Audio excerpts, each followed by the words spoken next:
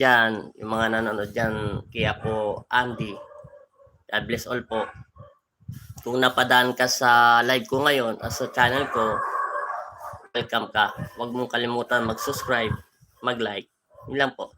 May konti lang po tayong kwentuhan lang. Konti-konti lang naman ito. Mga ilang araw na rin to, marami rin nagtatanong sa akin sa personal account ko. Yung mga dati kong ginamot tapos binigay nila yung account ko talagang personal. Ito po yung mga tinatanong nyo sa akin minsan na wala po akong magawa ngayon sa araw na ito kasi bukas po linggo, magsisimba po ako, kaya ipagdadasal ko din kayong lahat sa mga taong nagsusuporta sa YouTube ko at God bless po sa inyong pamilya. May kunti lang po kung sasabihin dun sa mga nagtatanong sa akin to sa personal account ko, kung ang bahay daw po ay minsan pag repeat, yung ibig sabihin po yung ginagawa ay binibili po nila tapos pinapagawa po nila. Yung iba po kasi, yung iba nakakaramdam daw po ng mapanghi, tapos maingay daw yung aso paggabi, tapos pangalawa, may naririnig po silang mga parang may gumakaluskos, may umiiyak, may baboy damo, may parang may naglalakad. Depende po yun sa bahay kung nakikita nyo po kung nag-iinsenso. Yung pag-iinsenso po kasi sa bahay, dalawa po kasi ang purpose doon. Yung isa ay nagpapalayas ng mga masasamang espiritu at ganun din po at pinapalayas din po yung mga sumalangit na kaluluwa nila, yung mga natitirang bahay dito na hindi po hindi po sila matahimik. Yun po yung mga kinakailangan. Pero may nagsasabi po rin sa akin ito experience ko lang sa lola ko at sa lolo ko. Meron po sila dating ininsenso na bahay. Tawag po doon ay ritual. Nagtataka lang po ako kasi ang tinuro nila sa akin ng pag-insenso ng isang manok at kandil at manalangin. Meron pong isang klaseng ritual na panahon pa ni kopong-kopong pero ito'y epektibo at ginagamit pa sa panahon ng mga manggagamot na mga matatanda. Ewan ko lang po sa iba. Hindi ko po alam. Itong ritual nito, pag ang pasyente po ay isang hindi po makatulog, hindi rin po siya basta-basta nakakatulog, hindi rin po siya basta-basta binabangungot kung ano man po nararamdaman niya sa loob ng bahay, na hindi naman po siya ganon. Yung ritual po kasi dalawang klase. Yung ritual po na ginagamit sa isang pag sinasabing binabalik, halimbawa ito, nagpapalayas lang po ng mga masasamang espiritu sa loob ng bahay na nakatira, na nagambala nila. Siselyuhan po yun. Yung pong ginagawa ko minsan pag nagbablog ako, pag may nagpapainsong bahay dahil hindi po sila minamalas, tanggalin ang mga negatibo sa mga spirit po sa loob ng bahay. Yung pangalawang insenso po, panahon pa to ni kopong-kopong pero epektibo po yun. Talagang legit po yun. Yung pangalawang insenso po ay ito yung susundan mo pag-iinsenso. Ang ritual po.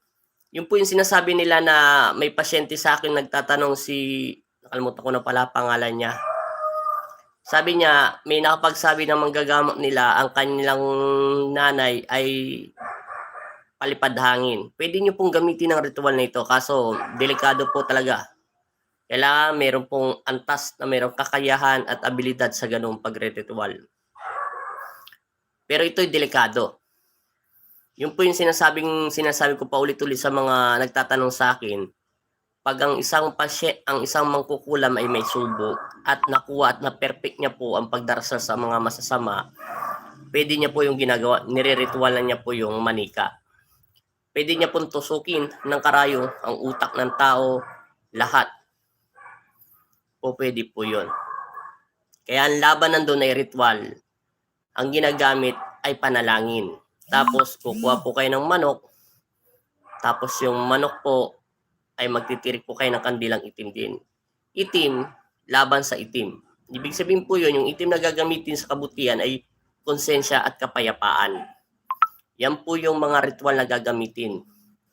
Halimbawa po ipalipad hangin, may subong isang katawan ng tao at kinukulang o binabarang niya ito. Gumagamit po siya ng ritual. Gagamitin niyo muna po siya ng isang sumasampalataya ay isang Ama Namin at Abaginong Maria, luwalhati at sumasampalataya. Tapos po, iikutan niyo po yun ng dugo sa buong bahay. Yun po yung pangalawang ritual na hindi ko po ganong ginagawa sa pag ako'y nag-iinsenso ng bahay. Minsan sinasabi ko po yun, may kailangan tayong gawin. Yung po yung sinasabi po ng mga ibang Tagalog, sumbalik ba yun? O yung ibabalik ang mga sakit. Lalo po yung may mga nababaliw. Yung ginagamitan po kasi ng palipad hangin yun. Yung pasyente, hindi naman po masyadong bigla na lang po sila nagkakasakit ng palaisip na hindi mo maintindihan. May pinunta lang silang lugar. Tapos po meron silang nakausap na tao, nausog sila, mas malakas. Yun po yung ginagamitan po ng ritual. Kailangan po yun, delikado lang po yun. Ito lang nakita ko to sa lola ko. Ginamitan niya po yun ng dugo, pinikutan yung bahay, tapos yung manok po, pwede niya po yun ibaon, kasi yun po ay alay. Pwede rin po yun sunugin. Kasi pag susunugin, marami kang gagastusin. Pwede rin po yun ilubog sa ilalim ng lupa. Yun po ay alay at dugo, yung buong bahay. Kasi po pag palipad hangin na may subo, siniselyuhan po yung buong bahay. Pataas po yun. Hindi ko nyo pa nakikita ginagamit ko po yun, di ba? Karami nyo po nagtatanong sa akin yung pag-iinsenso ko ng bahay. Kasi pag iba-iba po kasi yun eh. So, shortcut ko lang po. Pag yung unang insenso na ginagamit ko, nagpapalayas lang po ng masasamang espiritu, pwede po yun doon. Sakop niya na yung mga may kayamanan sa ilalim ng lupa at ayaw po makatulog yung mga tao na binili mo tong bahay nito, tapos pinaribit mo, may mga nakatira po dito. Yun po ay pwedeng palayasin. At yung hindi pwedeng palayasin, kinakausap po sila, dadalhin sila sa ano. Pero yung pinakadalawang ritual po, yung sinasabi po ng ibang mga matatanda, sumbalik o babalik. Yung kunyari ang pasyente ay nawawala sa sarili niyang pag-iisip. Siniselyuhan po yung pinaduduguan yung manok, tapos pwede pong sunugin yung manok, pwede pong gamitin yung itim o puti. Depende rin po sa karanasan at abilidad ng isang manggagamot. Pwede po yun sunugin, pwede po ilibing sa lupa. Tapos pag naselyuhan po yung buong bahay, mananalangin ng Ama Namin, sumasampalataya ka, Aba Ginoong Maria. 7. Tatlong Ama Namin, 2 Aba Ginoong Maria, 4 na sumasampalataya ka. Yun po yung pagdasal. Tapos hihiling ka sa Panginoon Kristo na selyuhan buong bahay. Yun po yung sinasabing sumbalik na ibabalik. Pero bihira ko lang po gawin yun. Dati nakita ko na yun sa lola ko eh. Pero hindi ko pa yun nagagamit sa dami kong inisensong buhay kahit may mga kayamanan pa sa bahay. Pinapaliwanag ko lang po to sa mga nagtatanong sa akin sa personal account ko kung paano po pag-iinsenso. Hindi po basta-basta pag-iinsenso. Delikado po yun. Ang laban po doon, kunyari may palipad na hangin na kalaban ng tao ay ng isang manggagamot. Kahit sino po manggagamot, ako, sila, mga nanonood po dyan. Yun lang po ang ginawa ng lola ko. Kasi binabarang at palipad hangin ang ginagamit niya. Magaling po yung mangkukulam na yun eh. Tapos, ang ginawa niya, pinaduguan yung manok. Tapos, nanalangin po. Tapos po, pinagsusuot ng kulay pula ang pasyenteng pinapalipad hangin na wawala po ang kanyang isipan. Tapos, yung holy water po, dadasalan mo po yun. Tapos, kumuha huli kayo ng tubig, busbusan nyo po yun, ilubog nyo yung paa ng pasyente.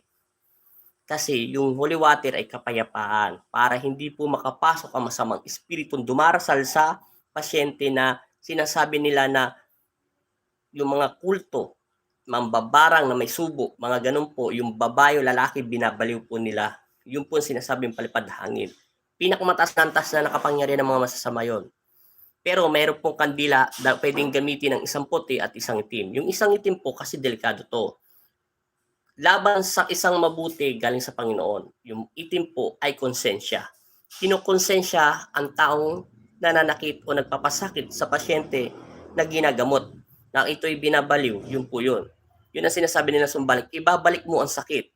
Ngayon, matigas po ang ulo nyo. Kaya nga kailangan po ng kapayapaan. Ang ilaw ng kandila ay liwanag, ay puti. Yung itim po, ibabalik nyo lang po yun. Magandang gabi po. Kamusta na po sa araw niyo po? Okay lang ho. Maraming salamat po kasi mas simple. Pinapaliwanag ko lang po ito kasi dalawang ang insenso po eh. Kasi nagtatanong kayo doon sa personal account ko yun. Yun po yung unang naging senso ko, sinosortat ko lang muna dito sa pinakamataas na antas na pag sinasabi ng sumbalik o ibabalik yung sakit doon sa pasyente na binabalim nila. Kumuha kayo ng manok, puti, ikot nyo doon sa buong bahay. Tapos bahala po kayo kung puti o itim. Pwede nyo pong sunugin, kaso madami, matrabaho, maraming kahoy, gagamitin kayo, etc. O kalang, bahala kayo. Ilubog nyo na lang sa ilalim ng lupa. Tapos po magdasal. Tapos yung taong may sinasaniban ng kung ano man masasamang espiritu o matitinding mangkukulam na may subo o dinadasalan ng mambabarang o binabaliw, kumuha po kayo ng tubig at buhusan niyo po ng holy water yon at magdarasal na sumasampalataya ka at Ama namin. Pwedeng Ama namin mauna at saka sumasampalataya ka. Dadasal lang po yun ng ritual. Ilubog po yun doon sa paa, tapos pasuotin niyo po ng kulay pulang damit. Kasi yung kulay pula po ay pag-ibig yun, dugo ng Panginoon Kristo. Ibig sabihin, ang pulang ito ay mayroon kapangyarihan at siniselyuhan. O pwede po yun. Tapos yun, yung insenso na ginagamit dun sa kanya, mahaba kasing proseso yun, pinapausok po yun sa ilalim ng puwetan niya. O kahit paupuin nyo siya, paigain nyo siya kung hindi po siya makatayo. Yan. Tapos kinabukasan, paliliguan po siya ng halamang gamot. Mitla po, mitla at saka tutong na kanin at saka soft drinks. Sinusuob po siya. Kasi, spiritual nga po yun eh. Hindi po nakikita ng mata. Kaya ulit-ulit yung pinapaliwanag. Mahirap po kasi i-describe minsan sa mga pasyente yun eh. Yung po ang pinakasinasabi nilang palipad hangin o kaya niritual ng mga kulto. Kasi yung kulto nga, gumagamit ng mga kung ano-anong ginaganon-ganon nila sa tao. Yung mga manika, nakakita na po personal yun. Tinutusok-tusok po nila. May kandila po sila dyan itim. Tapos may kandila mga pula. Tapos tinutusok-tusok nila yung mga tao. Tapos yung taong tinutusok nila, sumisigaw ganon. Kaya gagamitan mo rin po yun ng panalangin. Kung sila ay nagre-ritual, mag-ritual ka rin sa Panginoon Kristo. Tapos aalalayan mo sila. Tapos po, pag nasub na po yung kinabukasan, yung pasyente po babalik sa katinuan. Kasi yung pawis po na lumabas sa loob ng katawan, babae man ito lalaki, babagsak po yun sa labas ng katawan niya. Yun po yun. Pero marami kasing proseso yun. Pero epektibo po yun. Hindi ko pa ho nagagawa yon, pero ginawa na ng Inang Salome ko yun. Pero nakita ko paano niya gawin. Kaso, hindi pa natatapat sa akin yung mga ibinabalik yung mga sakit sa taong gumagawa sa ritual. Manghihina po siya doon. Pero magulang po yung mga ganon. Yung mga mangkukulam na may subo po. Alam niya po kung alam niya na marunong ka. Siyempre, dedepensahan niya katawan niya. Kasi pag nangina po yun, 1 buwan, 6 na buwan, 1 taon, tulog po yun. Mahina at parang patpatin po siya. Kaya ang gumagawa din po yun ng mga manggagamot yung may mga subo pong puting bato. Kasi pag may subo ka pong puting bato, sabi nga ng Panginoon Kristo, hawak ka niya. Hindi ka pwede masaktan ng kahit sino mang may kulto na gumaganon. Pinapaliwanag ko po yun sa inyo. Ano po yung pinakamahirap na ginagamot po? Pinakamahirap ang ginagamot, 2.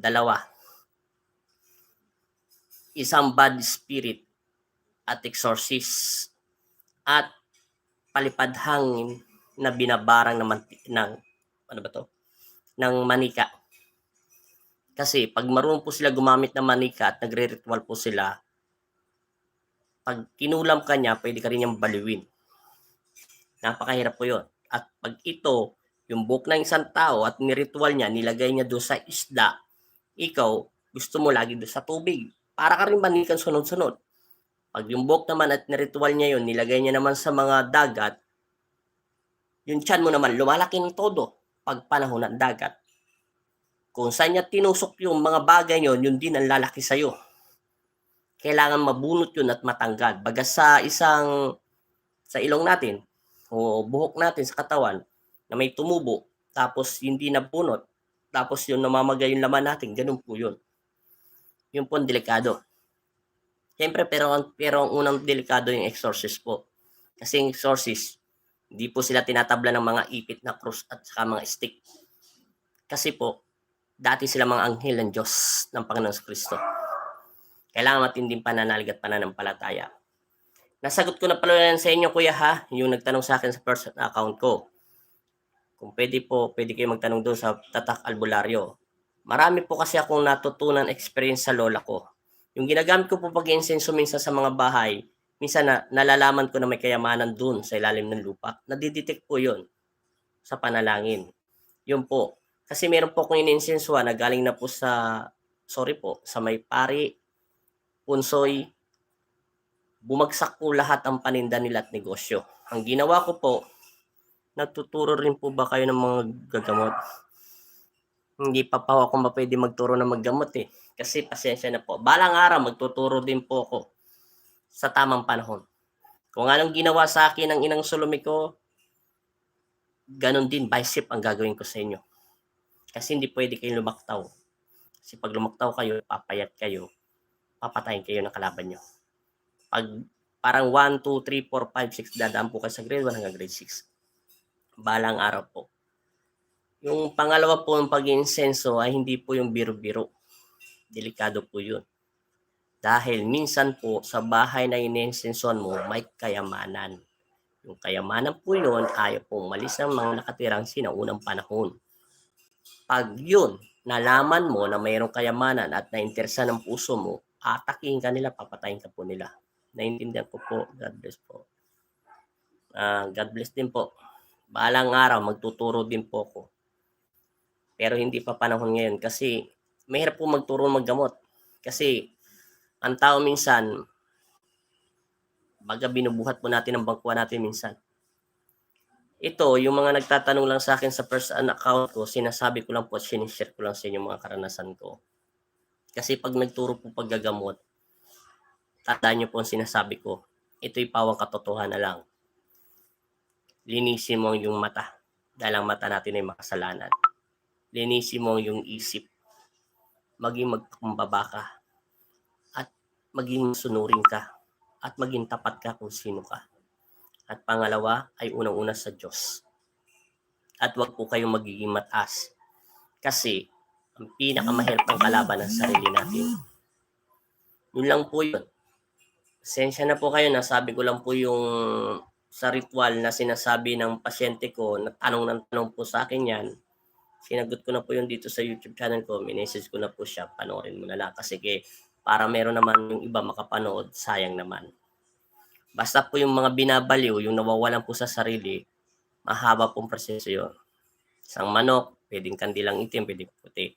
Tapos pasuotin po ng pula siya, tapos kuha po kayo ng holy water, tapos ilagay nyo po sa paa niya, ibabad nyo lang po ng saglit, tapos panalanginin. Naalala nyo po sa Jesus, yung pinunasan po ng tubig at nilagyan ng pabango. Ganun po yun. Pangalawa, kumuha po kayo ng walis tingsing at dadasalan nito at insensuan. Ihataw nyo po sa buong bahay nila na puro pakrus. Tapos kumuha po kayo ng bawang at asin, dasalan po ito, ritualan, hihagis ito sa mga bubong at sa gilid ng bahay nila. Para po yung mga palipad hangin ay mawala. Kasi po yung asin ay galing sa dagat. Yun po. Kasi kung gumagamit ng ritual yung mga masasamang kukulam, lalo po yung mga mambabarang, talunin po yun sa ritual. Kasi ritual sa ritual, ang labanan doon. Yun nga lang, kailangan po maging matatag lang po yung manggagamot. Pati rin po yung nagpapagamot. Kasi number 1 po, ang pinakamataas doon, pananalig at pananampalataya ng isang manggagamot. At pangalawa, yung naniniwala sa kanya nang walang alilangan. Pero kahit ako yung manggagamot, sinasabi ko sa inyong sarili, sa inyong mga manonood po rito, welcome po kayong makinig. Kung gusto nyo po, wala pong problema. Hindi lahat ng manggagamot ay manggagamot. Totoo po yun. Sinasabi ko lang po ang totoo. Dahil yun ay sinabi ng inang sulumi ko. Ang third eye, dalawa. Mata at sa noo. Ang third eye sa noo ay may limitado. Ang third eye sa dalawang mata natin ay walang limitado. Yung itim na talukap natin, naibigay ng Diyos. Meron po mga manggagamot na marunong maggamot. Meron po manggagamot na marunong mangulam. Pag marunong po mangulam ang manggagamot at nananakit siya kahit katiting, talo po siya. Alam niyo bakit? Sasabihin ni Satanas sa kanya, ikaw nga marunong kang manakit eh. Bakit ako pinipigilan mo manakit? Yun po yun. Kailangan hindi po makita ni Satanas o ng exorcist pag nakalaban kayo na hindi niya kayang saktan ikaw. Kasi alam niya, pag nalaman niya sa puso niya na kayo mo, patay ka. Marami pong paraan sa paggagamot. Marami rin pong manggagamot na minsan napanood ko nga sa YouTube. Marami pong salamat na nag-aral at sa inyong pinahagi. Napakaganda at ng inyong boses po. Salamat din po. God bless po sa inyo. At ito rin po sinasabi ng insulumi ko bago niya po pinapunta sa Pampanga, ang lolo ko. Maraming darating na propeta. Kung marami pong nangaglilingkod sa Panginoon na kung sinasabi nila sila ang Diyos, ganun din po yung mga manggagamot. Ang tunay na kapangyarihan ng Panginoon Kristo ay nasa puso nating lahat. Tayong mga anak niya. Magtiwala lang po tayo sa sarili, unang-una sa Diyos. Dahil nandun ang Panginoon sa puso natin. Hindi lang po lahat ng manggagamot ay marunong po manakit. May manggagamot po talaga na binigyan ng karunungan ng ating Ama na makatulong sa kapwa. Yung ibig sabihin yun, para po siyang lisensyado sa doktor. Siya may pinag-aralan at nag-aral. Yun po yun. Meron po mga manggagamot minsan po, inaaming namin po yun mga totoo. Nabalitaan ko na po yun sa inang sulumi ko at sa lolo ko. Na gumagamit sila rin ang nananakit at sila rin naggagamot. Yun po yun. Kaya, pero may karma po yun. Kakarmahin naman ang kanyang anak at mga pamilya. Importante po ang paggagamot ay wala pong kapalit. Huwag po kayo mag-isip kasi aalamin ni Satanas ang kahinaan mo. Magandang gabi po, Candy. Magandang gabi rin. Pasensya na kayo kung nawala po ako kanina. Magandang gabi po ulit. Ryan Balance at saka mega shoutout sa iyo, mas simple. Pasensya na po kayo ha. Kung nawala po ako sa pagla-live ko. Pasensya na po kayo. Naputulan ng nawala yung ilaw. Yun lang po. Naalala ko na po yung nagtanong sa akin yan. Taga Mindanao po pala siya. Mag-message po siya sa personal account ko. Kung totoong sinasaniban at malayo po talaga hindi nyo mapunta rito at marami na po kayong pinunta manggagamot, ito na lang po ituturo ko sa inyo. Medyo nawalan po tayo ng load, kaya nagpa-load pa ako. Yung pag-insenso ko pong nakikita nyo, na yun po ay pantaboy lang sa mga taong yung nirebate lang po yung bahay. Pero hindi mo natin ang pag-uusapan yun dahil nakikita nyo na mag-usapot yun. Ang pag-uusapan lang natin yung sinasabi nyo po na pinapalipad ang hangin ang inyong magulang. Kung totoo po yun, sabihin nyo po sa manggagamot nyo, ito'y payo lang bilang sarili manggagamot katulad niya at instrumento ng Diyos. Pakuanin nyo po siya ng isang manok na puti. Painsensuhan nyo po yung buong bahay nyo. Paduguan yung, patirigin nyo muna po siya ng kandila. Bahala po kung anong taktik ang gagamitin niya. Paikutan nyo po ng manok, tapos yung nanay nyo po, palubluban nyo po ng tubig, tapos buhusan po ng holy water at panalanginan. Tapos pasuotin nyo po ng kulay pulang damit at paghampasin nyo po ng walis tingting, padasalan nyo po yung walis tingting doon sa 4 na sulok sa pangalan ni Jesus, 4. Tapos iampas ng konti doon sa katawan niya. Kasi kung ginagamitan po yun ng ritual, kailangan din po gamitan ng ritual. Pwede rin po kung marunong gumamit ng isang kandilang puti at isang kandilang itim. Kasi yung itim po konsensya. Kung ginagamit to sa ritual na masama, tutumbasan mo po ng kapayapaan. Yun po pwede po yun. Ibig sabihin po, pwede po yun kung tagang palipad hangin. Kung binabaliw naman po ang isang tao dahil sa palipad hangin o binabaliw sa pagkukulam, sa pagbabarang na ritual o kulto, etc., pwede po yung gamitin. Pero kung hindi po kakayanin ng isang manggagamot kasi may kanya-kanya pong abilidad yon, maghanap po kayo ng taong marunong manalangin at maggawa ng ganon. Kasi kung kayo lang ang gagawa, kahit nag-aaral pa ho kayo maggamot, hindi po nyo kakayanin yon. Huwag nyo na pong subukan. Imbis isa lang ang problema nyo, magiging 2 problema nyo. Pati kayo magkakasakit. Kasi wala po kayong protection sa katawan nyo. Kahit sabihin pa natin marunong kayo mag-protection, marami na po akong kilala manggagamot dito sa Pampanga na minsan yung pasyente nila, dinadala nila sa akin, pero matatanda na po sila manggagamot. Pumatanda po sila, lumulubog po ang kanilang mga muka at nangingitim. Dahil sa paggagawa, sa pagtataboy ng masamang espiritu, bumabalik po yun. Yun yung sinasabing sinasabi nilang sumbalik, bumabalik sa kanila yung sakit. Kailangan po may proteksyon ka din po sa katawan. Yung pong ibig kong sabihin, kung totoo man po kinukulam ang inyong magulang, taga Mindanao po. Yun lang po, te. Mapapayo ko lang sa inyo, sir, te. Kayo yung mag-asawa, ano sa akin. Yun lang po mapapayo ko sa inyo. Subukan nyo po yung manggagamot. Pero sinasabi ko lang po sa inyo, meron po abilidad lahat ang manggagamot. Hindi po lahat pantay-pantay ang kakayahan at kapangyarihan. Kahit meron po mas magagaling po manggagamot, meron po, aminin ko po sa inyo, kahit ang pinakamagagaling na manggagamot ay meron po silang hindi rin alam sa mababang antas ng paggagamot. Katulad ko, hindi ako magaling na manggagamot. Ang hinahangaan ko ng Diyos at ang lolo ko at lola ko na hindi ko sila lolo. Kahit magagaling sila, meron din daw ako na antas na hindi rin nila kayang gawin.